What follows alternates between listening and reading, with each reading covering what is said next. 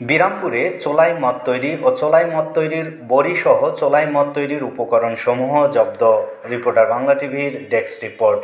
শনিবার 12 এপ্রিল সন্ধ্যা 7 ঘটিকায় দিনাজপুর জেলার সুযোগ্য জেলা প্রশাসক জনাব মোহাম্মদ রফিকুল ইসলাম গোপন সংবাদের ভিত্তিতে এক ঝটিকা অভিযানে বিরামপুর পৌর শহরের 2 নম্বর ওয়ার্ডের পাহানপট্টি এলাকায় বিরামপুর উপজেলা নির্বাহী অফিসার নুসরাত তাসনিম আওন এবং বিরামপুর থানার ভারপ্রাপ্ত কর্মকর্তা ওসি মমতাজুল হক সহ সঙ্গীয় ফোর্স নিয়ে এক সাঁড়াশি অভিযান চালিয়ে উক্ত পাহানপট্টি আদিবাসী পাড়ার বেশ কয়েকটি বাড়ি থেকে চোলাই মদ তৈরি ও চোলাই মদ তৈরির বড়িসহ চোলাই মদ তৈরির উপকরণসমূহ জব্দ করেন, যাহার আনুমানিক মূল্য 25 লক্ষ টাকা এবং পরবর্তীতে এসব আটককৃত চোলাই মদ তৈরির বড়ি, চোলাই মদ তৈরির উপকরণসমূহ বিরামপুরের মন্নাপাড়া ব্রিজের নদীর পানিতে ফেলে ধ্বংস করা হয়।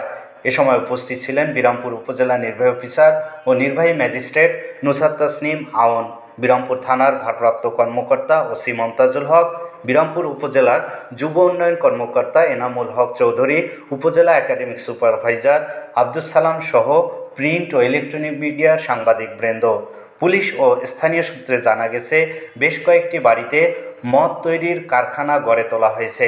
কারখানাগুলোতে তাৎক্ষণিক ধ্বংস করা হয়।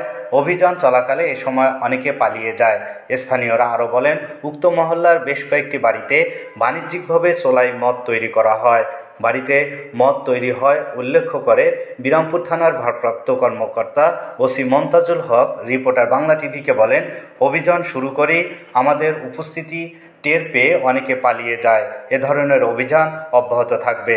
অভিযানে চোলাই মদ তৈরির বড়ি ও মদ তৈরির উপকরণসমূহ জব্দ করা হয়েছে। সেই সঙ্গে মদ তৈরির সরঞ্জাম ধ্বংস করা হয়েছে। উপজেলা নির্বাহী অফিসার ও নির্বাহী ম্যাজিস্ট্রেট নুসরাত তাসনিম আওন এ সময় রিপোর্টার বাংলা টিভিকে বলেন, আমরা খুবই অবাক হয়েছি যে এখানে এত পরিমাণ মদ তৈরি হয়। গ্রামের বেশ কয়েকটি বাড়িতে কারখানা দেখতে পেয়েছি। আমরা আসার খবর পেয়ে অনেকে পালিয়ে গেছে। মাদকের বিরুদ্ধে আমাদের এই অভিযান অব্যাহত থাকবে।